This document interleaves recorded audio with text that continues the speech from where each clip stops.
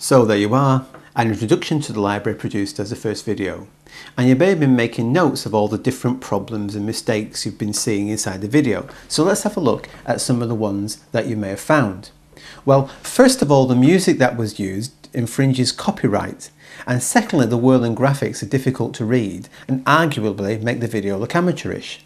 A second problem you may have noted in watching the video was the poor quality sound, because in the background there's a lawnmower mowing the grass. You can't actually hear what the presenter's saying because the lawnmower just drowns it out. So it's a good idea to make sure that when you're recording sound, to make sure that there's no loud or distracting sounds in the background that's going to stop the presenter or the narrative from being heard. The next problem you may have spotted is that there's a bit of a fumbling narrative going on.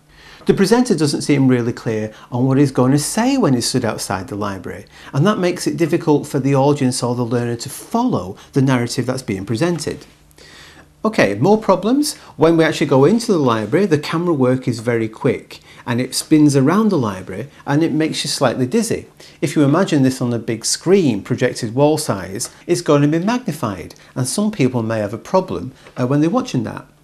One of the next problems that you can see is this: overacting. It's very easy when the camera is on you to become too dramatic or even very conscious of all the things you're doing and saying. So it's essential to practice what you're going to say and how it's going to be said before you get to do it on camera.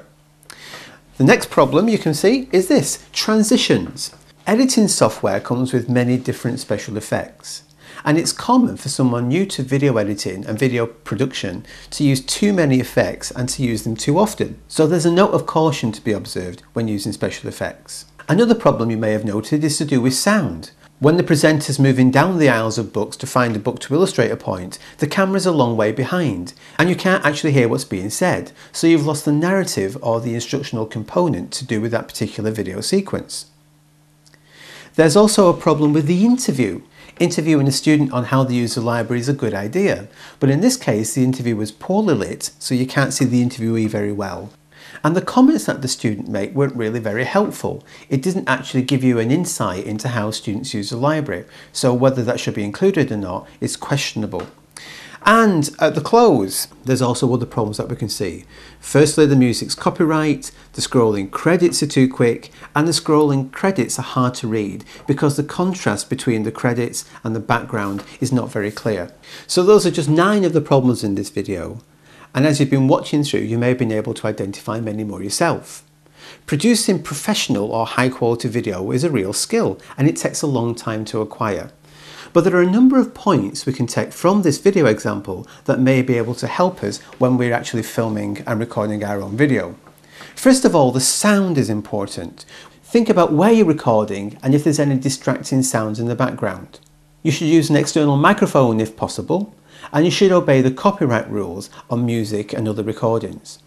Before you get to recording, it's important for those people who are going to be on camera to plan what it is they're going to say and to practice what they're going to say before they actually get to doing the recording. When using a camera, it's important to think about what it's looking at. Slow and steady camera movement will help keep the audience and learners engaged with the images that you're recording. And you need to take some care over lighting. The person who's on the camera shouldn't be too dark so you can't see them, nor should it be too bright so the audience can't watch it. When it comes to editing, don't use special effects just because they're there or because you can use them. Too many special effects used too often will distract the viewer or audience or learner from watching the video and the content that you're trying to communicate. And you should use clips that are relevant to the objectives.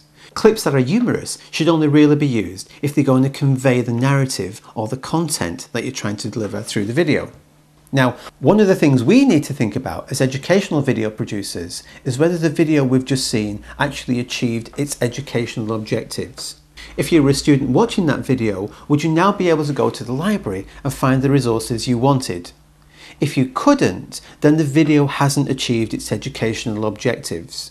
And you should ask yourself the question, if you were making this video, what would you do differently? As we said earlier, making educational video requires a number of things. One is the production skills to make the video, but we also need to make sure that we achieve the educational learning objectives. And how we produce video to achieve its educational or learning objectives is something we're going to be looking at in more detail in the next video in this series.